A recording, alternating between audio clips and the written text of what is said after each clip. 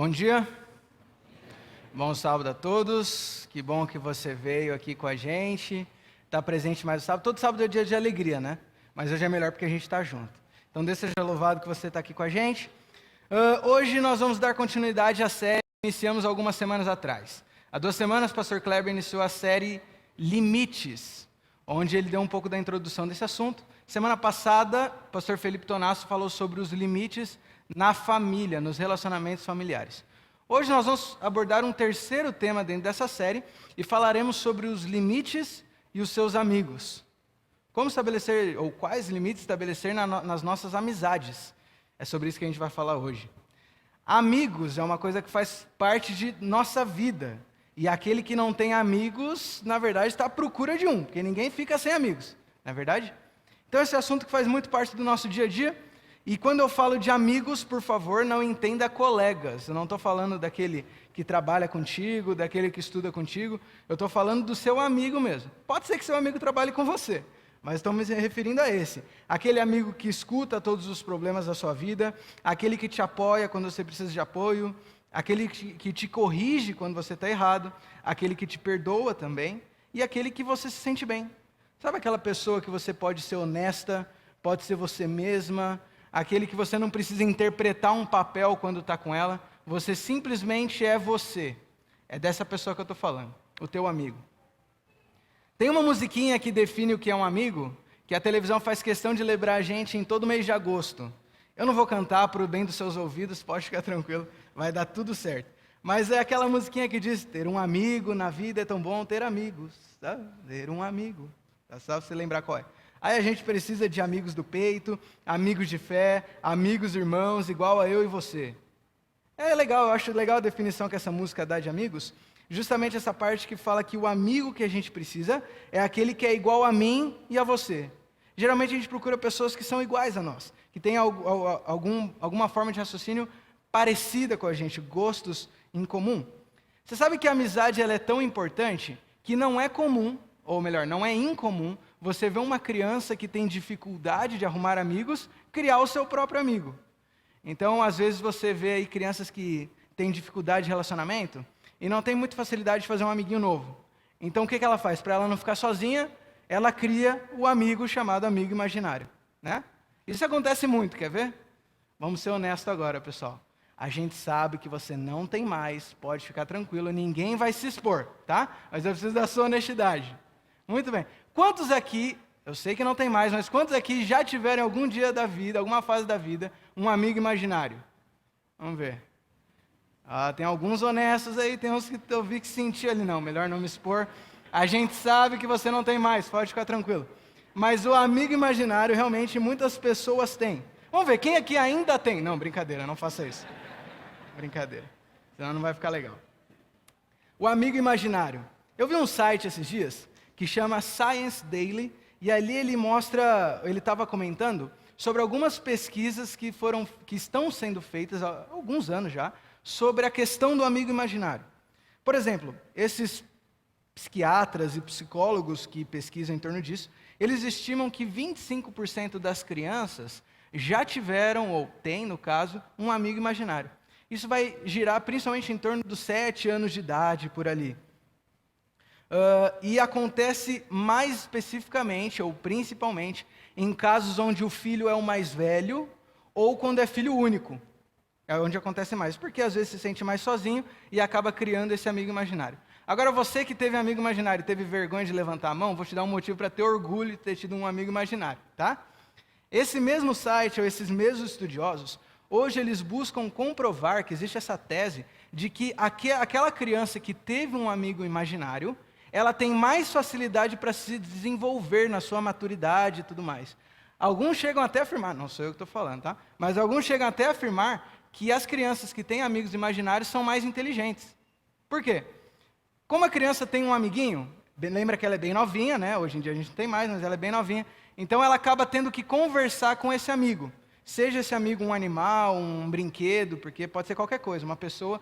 Mas para ele poder conversar, aí a pesquisa vai dizer que ele tem que se desenvolver para construir frases, e tudo isso ajuda no desenvolvimento do raciocínio. Interessante, né? Inclusive, o objetivo do estudo é que os pais não proíbam mais, digamos assim, não desincentivem os filhos a ter amigos imaginários, porque pode ser uma coisa positiva. Ter um amigo, ter alguém com quem conversar, alguém com quem compartilhar ideias, faz bem para a nossa vida. Não só para o desenvolvimento de uma criança, mas para tudo que envolve a nossa vida. E a Bíblia, logicamente, não poderia deixar de falar desse assunto. A Bíblia fala muito de amizade. Talvez se eu perguntar para você um exemplo de 2 amigos na Bíblia, qual é o primeiro que vem à sua mente? Davi e Jonatas, muito bem. Se você falou outro, eu só escutei Davi e Jonatas porque era o que eu queria citar agora, tá? Então, Davi e Jonatas é um dos principais exemplos de amizade na Bíblia. Mas tem mais. Você tem, por exemplo, Ruth e Noemi. Ruth e Noemi começaram como sogra e nora. E por um milagre de Deus, a sogra e nora viraram amigas. Mas tão amigas que Ruth deixou seu povo para ficar com Noemi. Felipe e Natanael é um outro exemplo de amigos na Bíblia. A história deles não é muito comprida assim na Bíblia, mas quando é citado, mostra que eles eram bastante amigos. Elias e Eliseu, onde Elias era o mestre e Eliseu o pupilo. Eliseu acompanhou Elias até o fim de sua vida, entre aspas, né? Que foi quando ele foi para o céu. Um outro exemplo também é Samuel e Saul. Claro, não foi até o fim, porque Saul deu uma descambada depois e acabou abalando a amizade. Mas no primeiro momento, Samuel e Saul eram muito amigos também. E existem outros exemplos. Mas não só isso. A Bíblia, além de histórias, ela tem textos que falam especificamente sobre o tema amizade. Eu quero citar rapidamente 3 para você, só para você ter de exemplo, de qual é a visão da Bíblia sobre o relacionamento da amizade. Eclesiastes capítulo 4, verso 9 a 10, diz assim: é melhor ter companhia do que estar sozinho, porque maior é a recompensa do trabalho de 2 pessoas. Se um cair, o amigo pode ajudá-lo a levantar-se, mas pobre do homem que cai e não tem quem o ajude a levantar. Legal, né? Provérbios capítulo 17, verso 16 e 17 diz assim: o amigo ama em todos os momentos, e é um irmão na adversidade. E talvez o texto mais conhecido de todos de amizade na Bíblia é Provérbios 18, 24, que diz: quem tem muitos amigos pode até chegar à ruína, mas existe um amigo que é mais chegado que um irmão.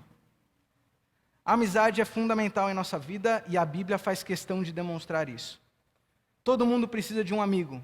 Ninguém vive sem um amigo, mas nem toda amizade ou nem todo o tempo a amizade é um mar de rosas. Porque nessa vida, tudo que envolve mais de uma pessoa, uma hora ou outra vai gerar um conflito. Isso pode ser no casamento, isso pode ser no namoro, isso pode ser na amizade, isso pode ser com colegas de trabalho. Qualquer coisa que envolva mais de uma pessoa, um dia gera conflitos. E o conflito, obviamente, está presente em qualquer relacionamento da amizade, que é o nosso assunto. Por quê? 2 pessoas sempre vão ter diferentes formas de pensar, sempre vão ter diferentes culturas, diferentes criações. Todos vão ter diferentes experiências que passaram na sua vida, e tudo isso vai fazendo com que a gente tenha, cada um, uma opinião. Cada um tem a sua própria opinião. E isso muitas vezes gera conflito. E uma vez que estamos falando sobre limites na amizade, uma pergunta que se levanta agora é: quais são então os limites que a gente deve impor nos nossos relacionamentos de amizade para que a gente tenha uma amizade saudável? Quais são os limites que são necessários para uma amizade saudável? Primeira coisa, já tenha na sua mente: a amizade saudável é aquela que faz bem para os 2. Minha mãe costumava dizer o seguinte: a brincadeira só é engraçada enquanto os 2 estão rindo. Quando um parou de rir, não tem mais graça. E na amizade é assim: se os 2 não são beneficiados, se os 2 não se sentem bem, se os 2 não crescem com a amizade, mas só um cresce, essa amizade não é saudável.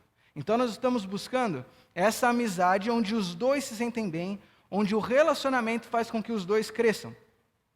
Por isso, eu quero analisar com você nos minutos que se seguem 3 tipos de personalidade que nós encontramos em nossas amizades que podem gerar conflito, tá bom? Então, 3 tipos de personalidade que podem gerar conflito em uma amizade. E conforme a gente for citando elas, eu quero te convidar a fazer 2 análises em cada uma delas. Primeira, analise se você tem algum amigo que se encaixa nessa personalidade, para a gente poder aprender como lidar com isso. Mas e segundo, e talvez principal, analise se você não se encaixa em uma dessas características, para que você possa aplicar para você também. Certo? Muito bem. Sendo assim, a primeira personalidade, o primeiro tipo de amigo que eu quero analisar com você é o amigo irresponsável. O amigo irresponsável. O que é o amigo irresponsável? Abra sua Bíblia em Atos capítulo 12. Atos capítulo 12. Enquanto você abre aí, vou te contar um negocinho aqui. Quando eu estava no ensino fundamental, lá pela 7ª, 8ª série, eu morava em Porto Alegre ainda, e eu me lembro que naquela fase, como aconteceu com todo mundo, a gente tinha aqueles trabalhos de escola.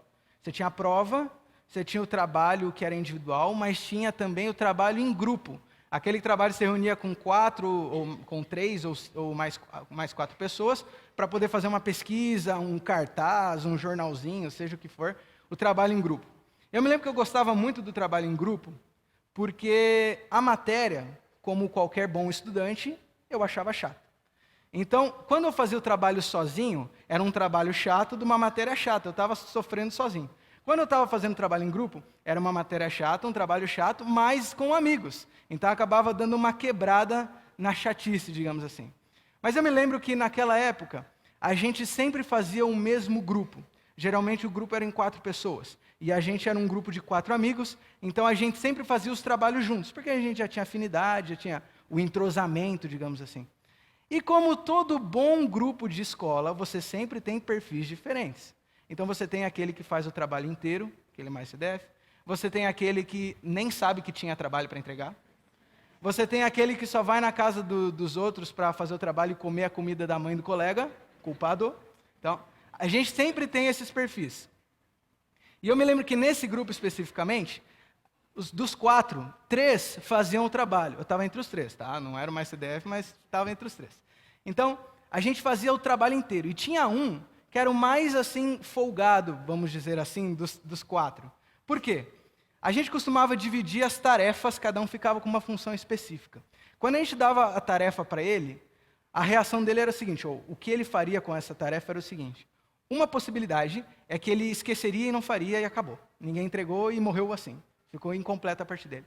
E a segunda possibilidade é que ele esqueceu que tinha o trabalho e no dia da aula que é para entregar, ele lembrou. Então, quando chegou na primeira aula, você chega para ele e pergunta, e aí, fulano, fez? Ele fez o quê? Trabalho. Ixi. Aí, o que ele fazia? Como a aula era no último, lá no final, passava a aula inteira fazendo o trabalho. Você imagina a beleza que ficava o trabalho, né? Uma coisa muito bem feita. Pesquisa fundamentada e tudo mais. Bom, então o que acontecia? Dessa forma, era mais fácil a gente não entregar trabalho nenhum para ele e a gente fazer os 3 se matar fazendo, do que entregar para ele porque a gente sabia que ia prejudicar o grupo. Até que a gente achou uma solução. Como ele era um cara extremamente responsável e a gente sabia que não podia contar com ele, a gente começou a dividir as tarefas da seguinte maneira. Nós os 3 fazíamos o trabalho inteiro e ele ficava sempre responsável pela apresentação do trabalho. Porque ia ter que ir lá na frente falar e tudo mais. Como não tem que se preparar antes, né? É mais enrolaçãozinha mesmo. Então ele enrolava bem, foi lá e fazia o trabalho. E assim a gente achou a solução e a coisa começou a funcionar. Ele nunca sabia qual era o conteúdo do trabalho, mas se expressava muito bem. E a coisa foi levando. Esse era o meu amigo irresponsável. Muito gente boa, mas extremamente responsável. A maior característica desse amigo irresponsável é que a gente sabia que não podia contar com ele.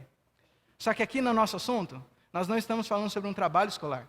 Nós estamos falando sobre a vida. E é possível que você tenha na sua vida um amigo irresponsável. Não que ele não entregue o seu trabalho, mas ele não é responsável, ele não carrega a responsabilidade da amizade. Como assim?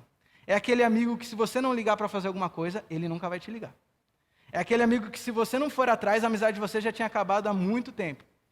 É aquele, digamos assim, é o amigo Maomé. Se a montanha não vai até ele, ele também não vai até a montanha.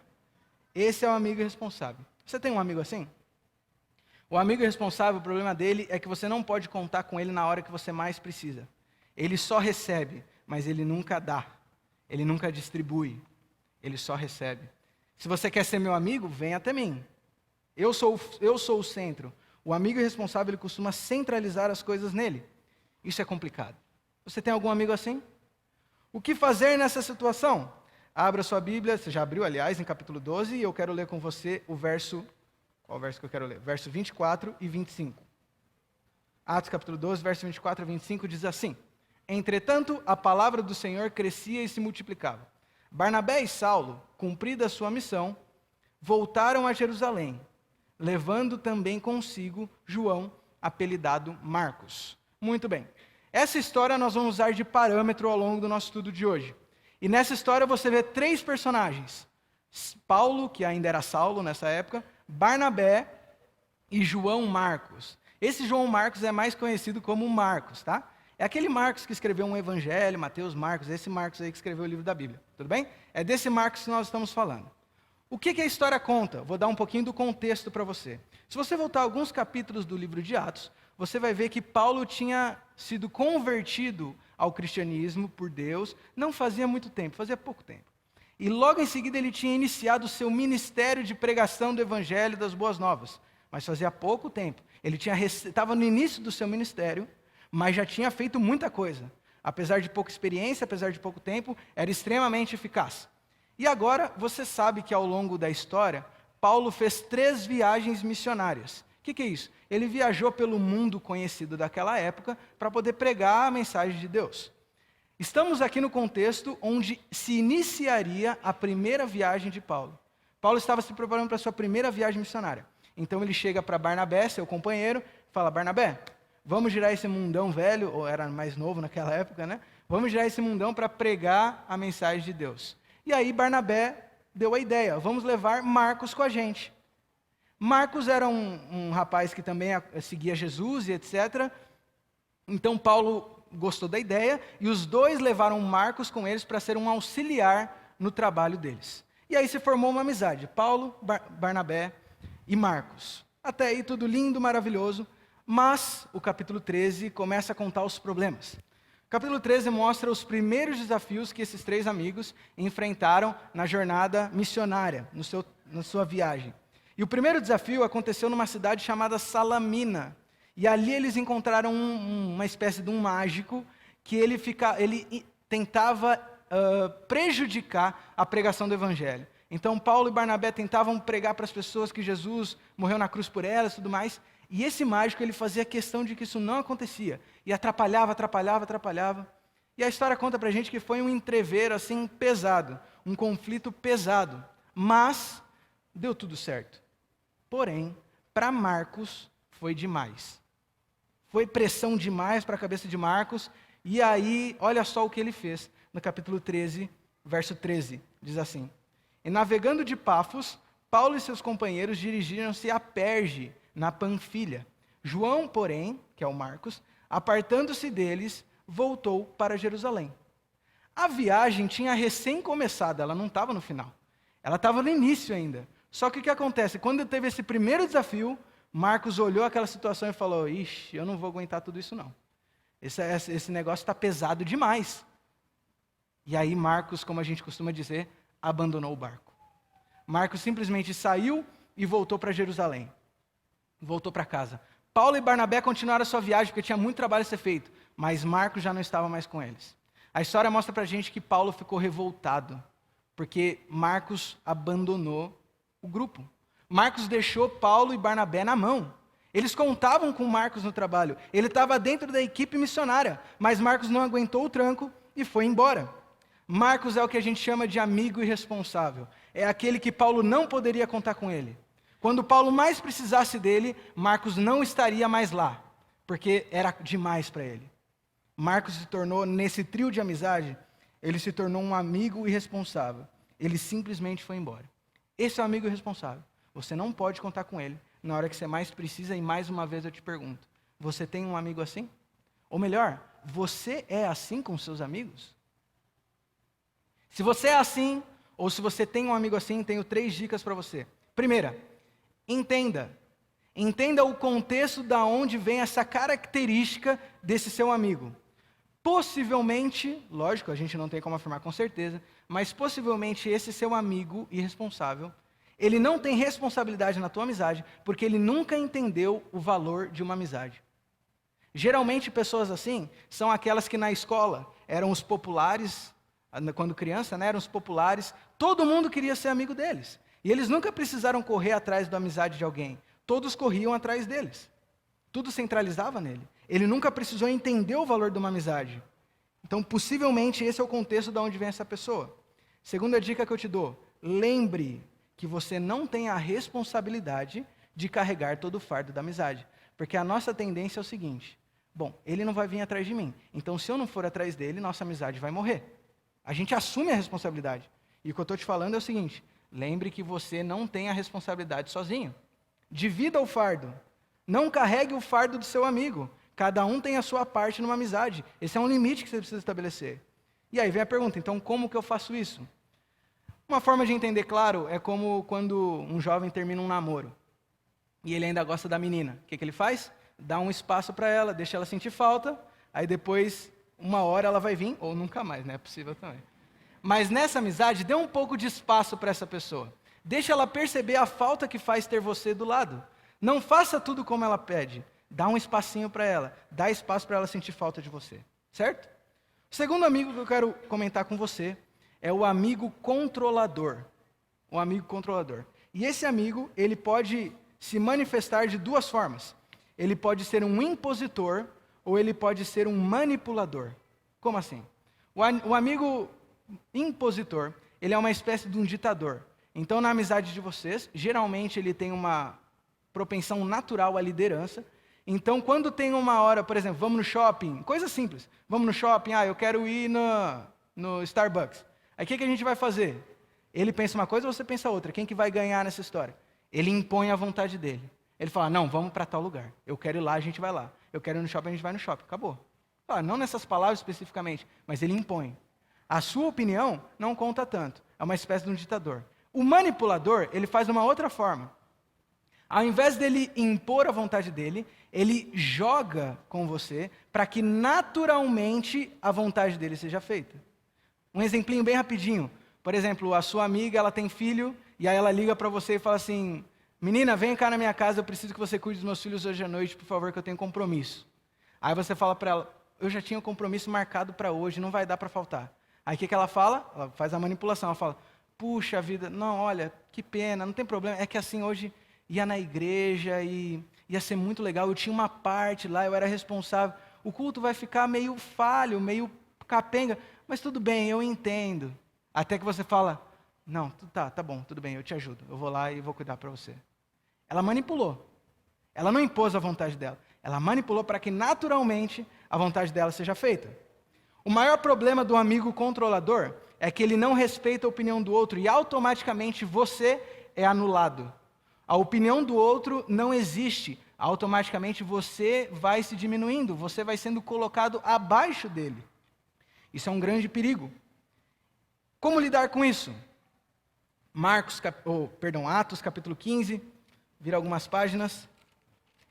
Atos capítulo 15, verso 36 ao 41. Olha só, a gente tem uma situação parecida nessa história. Capítulo 15, verso 36 ao 41, diz assim: Alguns dias depois, disse Paulo a Barnabé, voltemos agora para visitar os irmãos por todas as cidades, nas quais anunciamos a palavra do Senhor, para ver como passam. E Barnabé queria levar também João, chamado Marcos. Mas Paulo não achava justo levarem aquele que se afastara, desde a Panfilha, não os acompanhando no trabalho. Houve então entre eles tal desavença que vieram a separar-se. Então Barnabé, levando consigo Marcos, foi para Chipre, mas Paulo, tendo escolhido a Silas, partiu encomendado pelos irmãos da graça do Senhor, e passou pela Síria, Cilícia, confirmando as igrejas. Olha só o que aconteceu. Aquela primeira viagem missionária continuou, e acabou. Paulo e Barnabé voltaram para casa. Algum tempo passou, e agora Paulo resolve iniciar sua segunda viagem missionária. Então ele vai até Barnabé e fala, Barnabé, a gente precisa viajar de novo. Vamos passar naquelas igrejas que a gente já foi, para poder ver como eles estão. E agora Barnabé dá uma ideia. Fala o seguinte, Paulo, vamos mesmo. Mas o que você acha da gente levar Marcos junto? Eu acho que ele vai ajudar a gente. Aí Paulo fala assim, Marcos? O João Marcos? Aquele, o filho da dona Filomena? Não, estou inventando. O Marcos aquele? Aquele que abandonou a gente? Não, ele vai abandonar a gente de novo. Barnabé via em Marcos potencial para ajudar, só que Paulo ainda estava completamente magoado pelo que tinha acontecido. Ele foi deixado na mão. E agora ele fala, mas imagina, a gente não vai levar de jeito nenhum. Vamos levar qualquer outra pessoa, menos Marcos, ele não merece ser levado. E agora começa a rixa, começa o conflito. Acontece que na dupla, obviamente, Paulo era o líder. Paulo era visto como líder. Então Paulo ele se aproveita de sua liderança e ele impõe a sua vontade. Ele fala, nós não vamos levar Marcos. E Paulo não aceita a discussão. Ele simplesmente fala, nós não vamos levar Marcos. Eu não aceito isso. Não é justo. Eu não acho justo levar ele. E a vontade de Paulo não é contrafeita, porque Paulo impôs a sua vontade. Paulo, aqui nessa história, foi uma espécie de amigo controlador. Não, se não é do jeito dele, eu prefiro que você vá para outro lugar. Eu não vou com Marcos. Eu prefiro que você vá embora. Esse é o amigo controlador. Você sabe que o maior perigo do amigo controlador é que, às vezes, é mais fácil para ele deixar você ir embora do que aceitar ouvir a tua vontade. Você tem um amigo controlador que impõe a vontade sobre você? Você é um amigo controlador que faz os outros fazerem só o que você quer? 3 dicas para você. Primeira, entenda, uma pessoa assim, geralmente, vem de um contexto onde o não fez parte da vida dela. É o que a gente costuma chamar do mimado, aquele que sempre teve tudo que quis, aquele que nunca teve um não como resposta, era sempre do jeito dele, na hora dele, como ele queria. Ele não sabe ouvir não. Segunda dica para você, lembre que você tem o direito de pensar diferente. Só porque seu amigo fala mais grosso que você não tem que se submeter ao que ele pensa. Às vezes ele também erra. É possível, são seres humanos. Não tenha medo de expor a sua vontade. Não tenha medo de pensar diferente. Como que eu faço isso então? Seja honesto. Só concorde quando você realmente concordar. Só aceite quando você realmente concordar. Do contrário, não tenha medo de dizer não. Você tem que impor a sua vontade. Esse é o amigo controlador. E terceiro e último amigo que eu quero ver com você é o amigo passivo, aquele que tem a personalidade passiva, aquele que se coloca abaixo, aquele que se rebaixa. O amigo de personalidade passiva, geralmente, ele não entendeu muito bem qual é o valor dele nessa vida. Então, tudo que o outro faz é melhor do que ele. O maior perigo do amigo passivo é que ele é o maior prejudicado na história. E é possível que aqui na nossa igreja a gente tenha várias pessoas com a personalidade passiva. Porque a gente tem a tendência de querer o bem, de não querer conflito. O maior medo de um passivo é enfrentar um conflito. Então ele não diz não. Nessa história que a gente está vendo, Barnabé teve uma posição completamente contrária a um amigo passivo. Quando Paulo veio impor a sua vontade, Barnabé percebeu que Paulo estava raciocinando com o coração e não com a razão. Paulo não estava vendo como era a situação agora. Ele ainda estava raciocinando pela mágoa que ele tinha sentido anteriormente. Então Barnabé falou, Paulo, você está errado. Eu não vou concordar com você. Barnabé poderia simplesmente ter aceito o que Paulo falou. Falar, então tá bom, Paulo, você que manda, então não vamos levar. Mas ele não concordava. Ele impôs a vontade dele. E o maior desafio de um amigo, de uma pessoa com personalidade passiva, é expressar a sua vontade quando ela é contrária. É expor a sua vontade. É não aceitar quando sabe que o outro está errado. Aqui na história, você vê que os dois se separaram por causa disso. Mas Barnabé ainda foi firme porque ele sabia que estava fazendo certo. E a gente vai ver isso daqui a pouquinho. Mas antes disso, se você tem um amigo passivo, ou se você tem essa personalidade de simplesmente aceitar tudo que os outros falam, primeira coisa, entenda. Essa pessoa possivelmente veio de um contexto de opressão, de uma criação de simplesmente aceitar e acabou. Ela não vai conseguir melhorar se você não ajudar. O passivo não consegue se ajudar sozinho. Você precisa ajudar ele. Lembre que ele depende de você. Você é o amigo dele. Lembre que ele precisa expor a vontade dele. Então, como você faz isso? Faz o seguinte. Dê a oportunidade para ele expressar a vontade. Tenha com ele um diálogo honesto. Comece pelo mais básico. Do tipo assim, o que você gosta de fazer? Qual é a cor que você mais gosta? Qual é o prato o seu prato preferido? Para ele aprender a expor a sua vontade. Você precisa ajudar a pessoa passiva, porque o que ela tem muitas vezes é uma baixa autoestima e ela precisa reconhecer o seu valor e a sua importância. Esses são 3 tipos de amigos. Mas na história que a gente está vendo, onde a gente praticamente vê os 3 perfis, o que mais chama atenção é que, mesmo em todos esses conflitos, eles sempre tiveram um elo de ligação que conduziram eles ao longo da história, superando os conflitos. A gente viu no último verso que no momento que Paulo e Barnabé brigaram, eles se separaram. Barnabé e Marcos foram para um lado, Paulo e Silas foram para um outro. Possivelmente ali, a pregação do evangelho teria terminado, porque foi uma crise muito forte. Mas a história conta para a gente que a igreja foi extremamente abençoada com essa divisão. Porque quando eles se separaram, eles tiveram um alcance muito maior do que se Paulo e Barnabé estivessem juntos. Porque cada um foi para um lado, e a igreja cresceu como não cresceria, talvez, se os dois estivessem juntos. Ah, quer dizer que então é legal brigar? Não, lógico que não. Acontece que tinha algo conduzindo eles, que mesmo quando o conflito veio, eles puderam superar. E a história mostra que eles superaram o conflito. Eu não vou ler por questão do tempo, mas Colossenses capítulo 4, verso 10 a 11, ali é Paulo escrevendo, e ele cita Marcos como um dos seus principais ajudantes no ministério, e inclusive como um dos seus únicos pregadores que ainda estavam à solta da prisão, pregando o evangelho de Deus. Paulo cita Marcos como seu principal ajudante. Depois, posteriormente, aliás, em 2 Timóteo capítulo 4, verso 11, Paulo, de dentro da prisão, pede para que Timóteo traga Marcos para ficar junto com Paulo, porque Paulo precisava da ajuda de Marcos. Olha que diferença. A história mostra que Paulo e Marcos fizeram as pazes. Aquela dor passou, o conflito passou, eles superaram. Como? Por quê? Todos ali nessa história, os três, principalmente Paulo e Marcos, eles tinham o mesmo propósito. Todos estavam focados na mesma missão.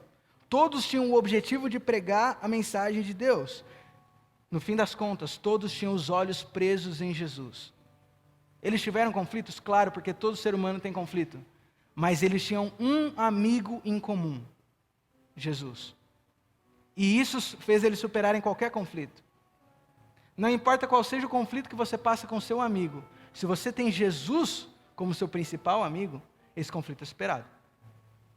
Quero ler 2 versos bem rapidinho com você. João capítulo 15, verso 13, diz assim: ninguém tem maior amor do que este, de dar a alguém a própria vida em favor dos seus amigos.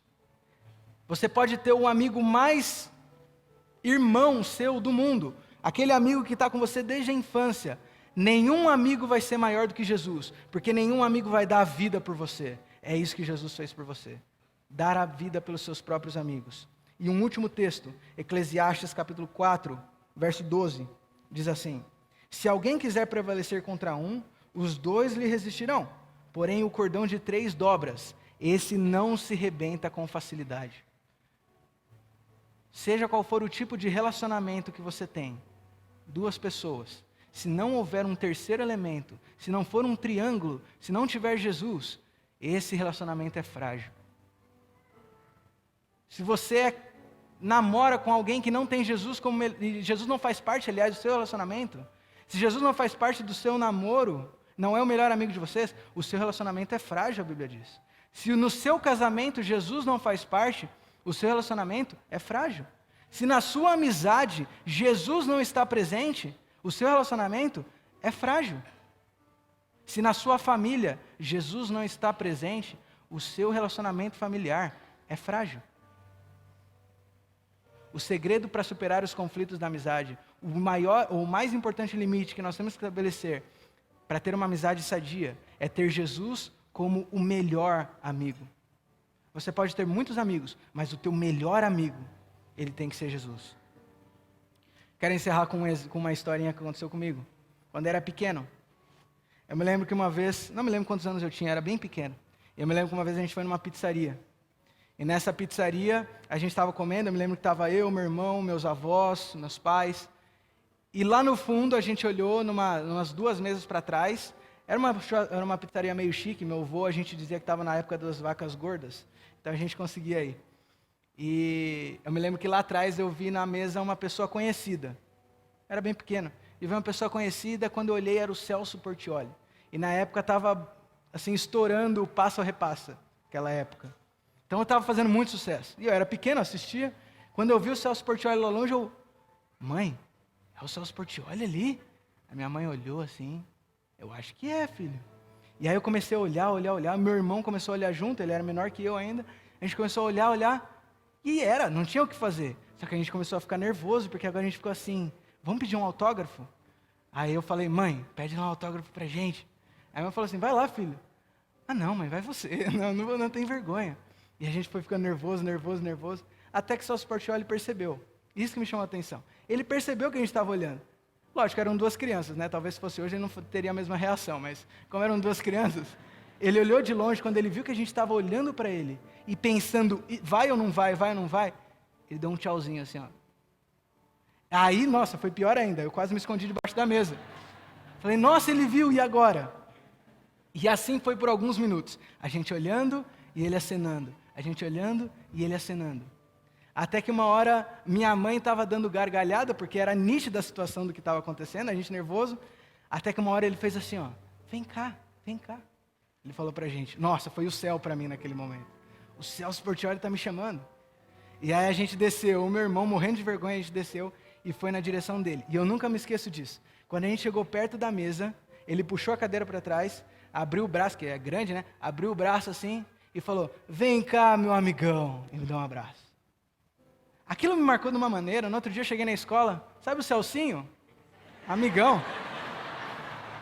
Me marcou, eu falei, o Celso Portiolli é meu amigo. É meu amigo. Desde aquele dia, eu comecei a imaginar como seria com Jesus. Porque não é o apresentador de um programa que dá torta na tua cara. É o Salvador do universo. É o Rei do universo. E Ele quer ser o teu amigo. E eu imagino que quando Jesus voltar, Ele vai estar lá de cima da nuvem, com o braço aberto, dizendo assim, ô meu amigão, vem cá, e dá um abraço. Jesus é o seu melhor amigo. Seja qual for o relacionamento que você tiver, o limite que você tem que impor no seu relacionamento é Jesus. Porque quando você está focado com Jesus, seja qual for o conflito que vier, ele é superado, porque todos estão olhando para o mesmo lugar, todos têm um amigo em comum. O braço de Jesus é grande demais, e cabe todos os seus amigos junto com ele. Não deixe Jesus de fora da sua roda de amizade. Só daí a gente consegue cumprir aquele grande mandamento que Jesus resumiu dizendo, ame a Deus sobre todas as coisas, e consequentemente você vai poder amar o próximo como a ti mesmo. Que Deus te abençoe, e que Jesus possa ser o seu melhor amigo.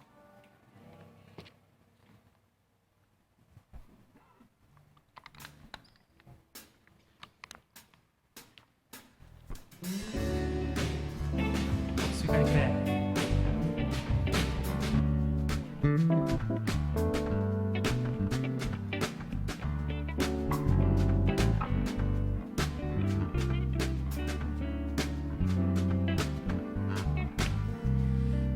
Achei um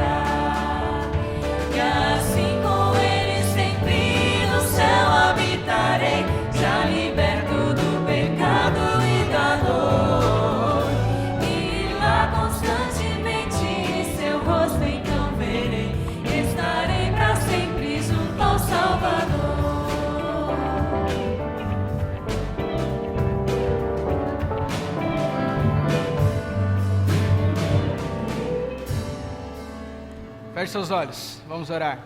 Senhor, que alegria poder cantar que o Senhor é nosso amigo. Que alegria poder saber que quando a gente está triste, quando a gente está aflito, ou quando a gente não tem amigos nos suportando, quando a gente não tem amigos ao nosso lado, a gente sempre vai ter o Senhor com a gente. Que alegria poder saber que o Senhor sempre está de braços abertos para nos receber. O Senhor está ansioso por nós e nós estamos com saudade de Ti, Senhor. Por favor, nos ajuda a cada vez mais nos chegarmos a Ti como seu amigo. Que cada vez mais nós possamos ser seu amigo íntimo. Porque só assim a gente vai poder ter amizades sadias aqui na terra. Esteja presente em todos os nossos relacionamentos, Senhor. Seja na amizade, no namoro, no casamento, Senhor, na família como um todo. Que Tu possa ser o melhor amigo de cada um na nossa casa. Esteja presente em nossa vida. Ou melhor, continue presente em nossa vida como nosso melhor amigo. Nós oramos em nome de Jesus, o nosso amigão. Amém. Um feliz sábado para você. Até sábado que vem.